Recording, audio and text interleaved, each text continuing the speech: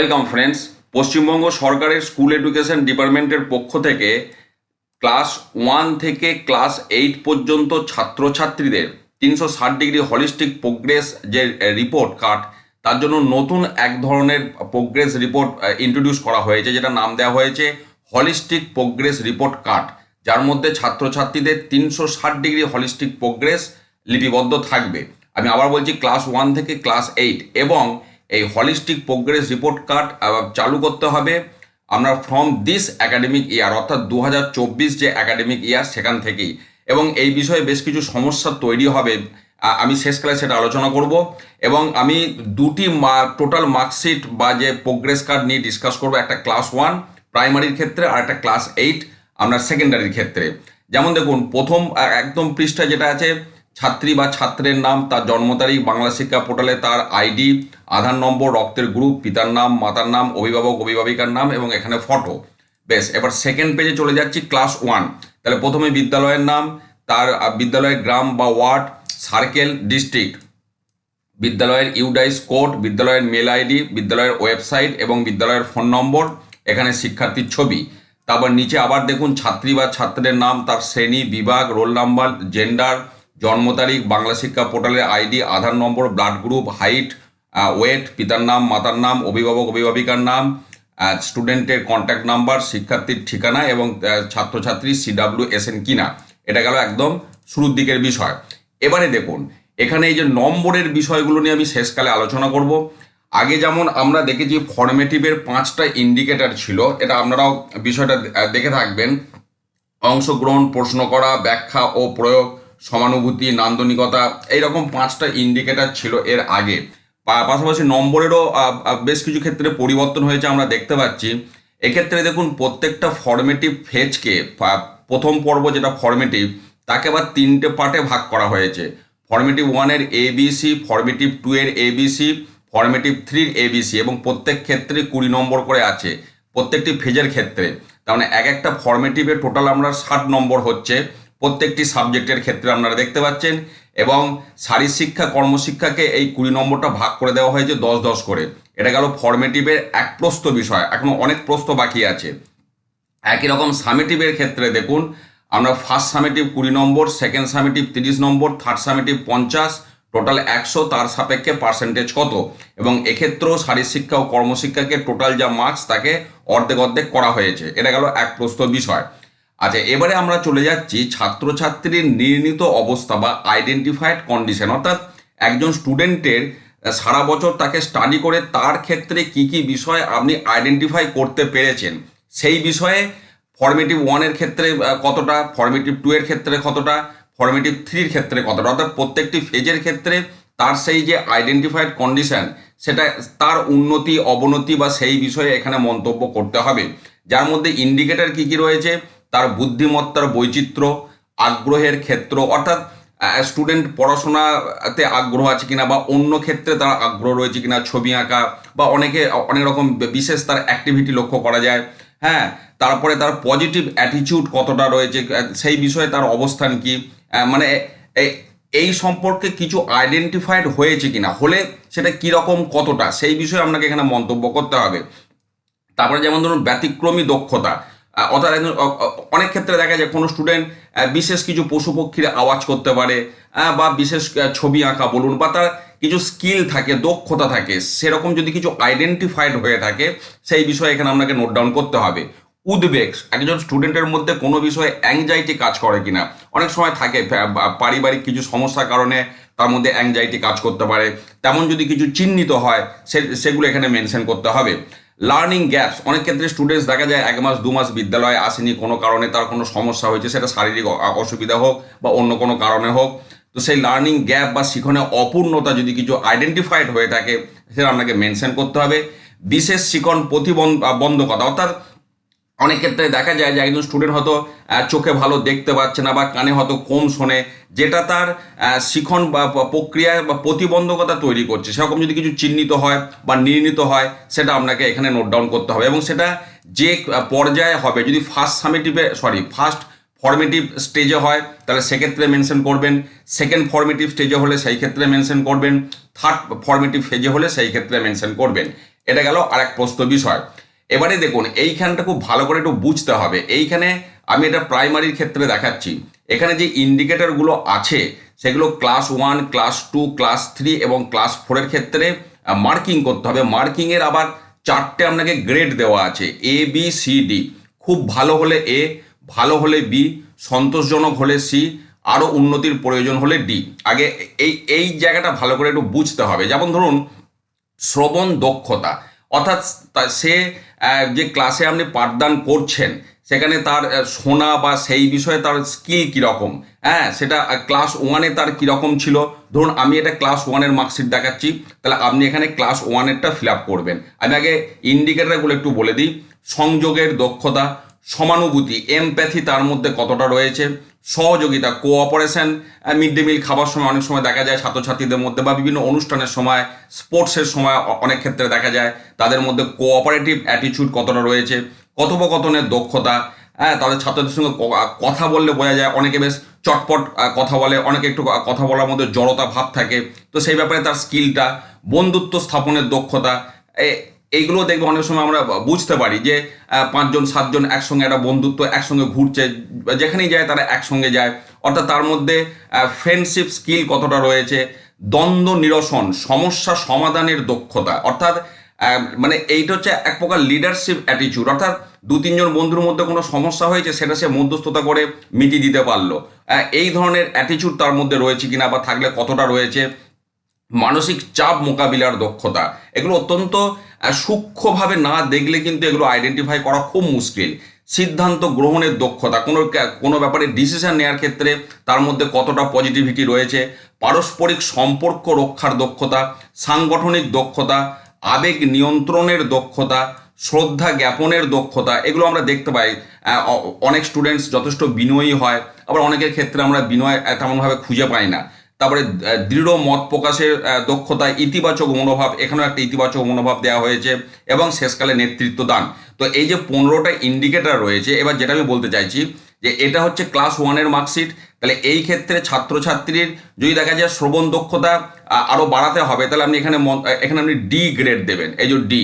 যদি দেখা যায় যে এটা সন্তোষজনক, তাহলে আপনি এখানে সি দেবেন, যদি ভালো হয় বি দেবেন, খুব ভালো হলে এ দেবেন, অথবা আপনি বাংলাতেও লিখতে পারেন ক খ গ ঘ।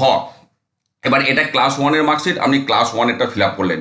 এই স্টুডেন্ট যখন ক্লাস 2-তে যাবে, তখন যখন আপনি ক্লাস 2-এর মার্কশিটটা ফিল আপ করবেন বা তার এই প্রোগ্রেস রিপোর্ট কার্ডটা যখন আপনি ফিল আপ করবেন, তখন তার ক্লাস 1-এর এইখানে তথ্যগুলো আপনাকে দেখে দেখে এইখানে বসিয়ে দিতে হবে, দিয়ে ক্লাস 2-এরটা আবার এক্ষেত্রে আপনাকে এখানে বসাতে হবে। এবার দেখা গেল একজন স্টুডেন্টের এমপ্যাথি তার একদমই ভালো ছিল না ক্লাস 1-এ, আপনি এখানে ডি মন্তব্য করেছিলেন যে আরও ডেভেলপমেন্টের প্রয়োজন আছে। এবার সেই স্টুডেন্টকে 1 বছর নাড়াঘাটা করার পর দেখা গেল তার মধ্যে এমপ্যাথির স্কিল বেশ কিছুটা জন্মেছে, তো সেক্ষেত্রে ক্লাস 2-তে দেখা গেল এটা আপনার সি আপনি মন্তব্য করলেন যে হ্যাঁ স্যাটিসফ্যাক্টরি। সেই স্টুডেন্ট যখন ক্লাস 3-তে যাবে, তখন এইগুলো তার ওই প্রোগ্রেস রিপোর্ট কার্ডে আপনার আগের ক্লাস থেকে আপনি এখান থেকে ফরওয়ার্ড করে দিলেন বা টুকে দিলেন। এবার ক্লাস 3-তে দেখা যাচ্ছে সে কিন্তু এই স্কিলটাকে যথেষ্ট উন্নতি করেছে এবং সেখানে এ গ্রেড পেয়ে গেল। অর্থাৎ এখান থেকে বোঝা যাবে যে এই 4 বছর এই যে 15টা ইন্ডিকেটর একজন স্টুডেন্টের ক্ষেত্রে কোনটার ক্ষেত্রে উন্নতি হয়েছে, কোনটার ক্ষেত্রে অবনতি হয়েছে, বা কোনটা আপনার একই রকম ধারাবাহিকভাবে একই রকম রয়ে গেছে। তো এইটা কিন্তু ক্লাস 1 থেকে ক্লাস 4 পর্যন্ত এই 15টা ইন্ডিকেটর একসাথে কিন্তু আইডেন্টিফাইড হয়ে যাবে। সে যখন ক্লাস 4-এর যে প্রোগ্রেস রিপোর্ট কার্ড আমরা যখন দেখব, তখন আগের ক্লাসগুলো সাপেক্ষে সেটা যাচাই হয়ে যাবে। কাজে এই জায়গাটা কিন্তু অত্যন্ত যত্নবান হয়ে ফিল আপ করতে হবে। আগের বছরের তথ্যগুলো কিন্তু পরের মানে রানিং ইয়ারের যে প্রোগ্রেস কার্ড সেখানে কিন্তু ক্যারি ফরওয়ার্ড করতে হবে, বা সেগুলো সেখান থেকে দেখে দেখে টুকতে হবে। এটা গেল এই পেজটার বিষয়। এবার আমরা নেক্সট পেজে যাচ্ছি। দেখুন এখানে বেশ কিছু ইন্ডিকেটর আপনাকে দেওয়া আছে, 1 2 3 4 করে আপনার 10 পর্যন্ত। আমি একটু আলোচনা করি। এখানেও কিন্তু আপনাকে মার্কিং করতে হবে ফরমেটিভ 1-এর ক্ষেত্রে কি পরিস্থিতি, ফরমেটিভ 2-এর ক্ষেত্রে কি পরিস্থিতি, এবং ফরমেটিভ 3-র ক্ষেত্রে কি পরিস্থিতি। আপনার এখানে গ্রেড 4টে গ্রেড দেওয়া আছে, একই রকম আগেরটার মতো, খুব ভালো, ভালো, সন্তোষজনক, আরও উন্নতির প্রয়োজন। এখানে ইন্ডিকেটর কী কী রয়েছে, আত্মসচেতনতা, সেলফ অ্যাওয়ারনেস, একজন স্টুডেন্ট নিজের সম্পর্কে কতটা ওয়াকিবহাল সেটা স্বাস্থ্য দিকে নজরে বলুন বা পড়াশোনার দিক থেকে বলুন বা বিভিন্ন ক্ষেত্রে, মানে এটা সমস্তটাই নিজের ওপরে, সে নিজেকে কতটা যত্ন করে এই বিষয়টা, যোগাযোগের দক্ষতা, কমিউনিকেশন স্কিল, সমবেত চিন্তন, মানে একটা কোলাবোরেটিভ থিঙ্কিং বা যেটা আমরা গ্রুপ স্টাডির ক্ষেত্রে যে বিষয়টা আমরা লক্ষ্য করি সেই বিষয়ে তার দক্ষতা কতটা রয়েছে, অভিজ্ঞতা লব্ধ শিখন দক্ষতা, এক্সপিরিয়েন্টাল লার্নিং স্কিল, গহীন চিন্তন, ক্রিটিক্যাল থিঙ্কিং। অনেক ক্ষেত্রে দেখা যায় অনেক স্টুডেন্ট খুব ক্রিটিক্যাল ধরনের চিন্তাভাবনা করতে সক্ষম হয়, সেই রকম যদি তার মধ্যে কিছু প্রকাশ পায় সেগুলো এখানে আইডেন্টিফাই করে আপনাকে নোট ডাউন করতে হবে। গণন বা বিশ্লেষণমূলক চিন্তন, আচ্ছা, তারপরে সমস্যা সমাধানের সামর্থ্য, সিদ্ধান্ত গ্রহণের দক্ষতা। অনেক ইন্ডিকেটর আমরা প্রায় একই রকম দেখলাম, এর আগের ইন্ডিকেটরগুলোর সাথে মিল রয়েছে। তারপরে ক্রিয়েটিভ, আপনার সৃজনশীল উপস্থাপনের দক্ষতা, নান্দনিক বোধগম্যতা। এই নান্দনিকের বিষয়গুলো যখন বিদ্যালয়ে বিভিন্ন কালচারাল প্রোগ্রাম হয় সেক্ষেত্রে একজন স্টুডেন্টের অ্যাক্টিভিটি দেখে আমরা এই বিষয়গুলি নোট ডাউন করতে পারবো। অর্থাৎ ইন্ডিকেটরগুলো আমাকে সবসময় মাথার মধ্যে রাখতে হবে। তাহলে কি হবে, একটা সারাদিন যখন একজন শিক্ষার্থী বিদ্যালয়ে বিভিন্ন ক্ষেত্রে তার যে অ্যাক্টিভিটি আমাদের সেইগুলোকে লক্ষ্য রেখে নোট ডাউন করতে হবে। এটা হচ্ছে কিন্তু বিষয়টা।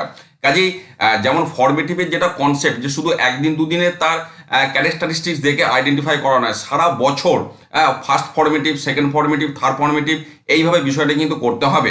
এবং সব শেষে আপনার শ্রেণী শিক্ষক, বিদ্যালয়ের প্রধান শিক্ষক এবং গার্জেনের সিগনেচার, সেটা আমরা প্রথম সামেটিভের সময় একবার, সেকেন্ড সামেটিভের সময় একবার, থার্ড সামেটিভের সময় একবার।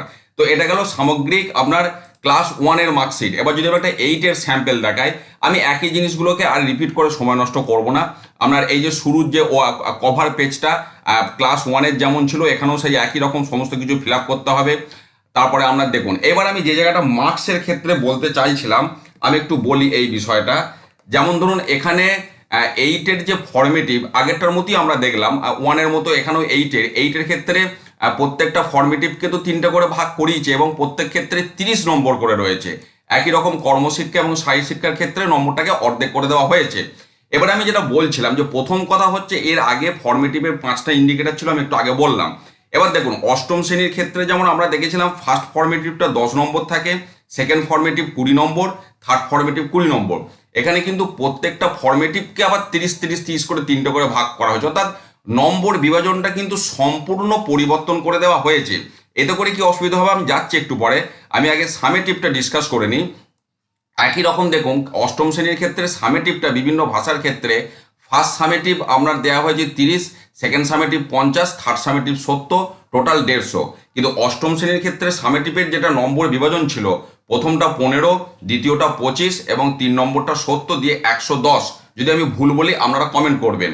পাশাপাশি কর্মশিক্ষা শারীর শিক্ষাগুলোকে এই কারেসপন্ডিং যে সামেটিভের মার্কস তাকে অর্ধেক অর্ধেক ভাগ করে দেওয়া হয়েছে। এবার আমি যে জায়গাটা যেতে চাইছি, এবার অলরেডি একটা সামেটিভ ইভ্যালুয়েশন হয়ে গেছে। এখন সেই সামেটিভ বিভিন্ন সমস্ত বিদ্যালয়, বিভিন্ন নয় সমস্ত বিদ্যালয় যে বর্তমান যে নম্বরের যে বিভাজন, সেই নম্বরের পরিপ্রেক্ষিতেই প্রশ্ন করেই তারা পরীক্ষা নিয়েছেন। অর্থাৎ যেটা আমি বলতে চাইছিলাম, অষ্টম শ্রেণীর ক্ষেত্রে ফার্স্ট সামেটিভ 15 নম্বর হয়, তো কাজে অলরেডি সমস্ত বিদ্যালয়ে 15 নম্বরে পরীক্ষা নেওয়া হয়ে গেছে। বাংলা শিক্ষার পোর্টালেও সেই নম্বর আপডেট করতে হবে, বা যদি অনেক ক্ষেত্রে মার্কশিট অনেকে কাজ এগিয়ে রাখার জন্য লিখেও রাখেন, সেক্ষেত্রে ফার্স্ট সামেটিভের নম্বর অলরেডি পুট হয়ে গেছে। আবার শিক্ষা দপ্তর থেকে এই শিক্ষাবর্ষ থেকেই এই হলিস্টিক রিপোর্ট কার্ড চালু করার কথা বলেছে। তাহলে এই যে নম্বর নিয়ে ফর্মেটিভ এবং সামেটিভের যে নম্বরের আমরা বৈষম্যতা দেখতে পাচ্ছি, তাহলে এটাকে কিভাবে অ্যাডজাস্ট করা হবে, এর কিন্তু এখনো কোনো নির্দেশিকা সামনে আসেনি।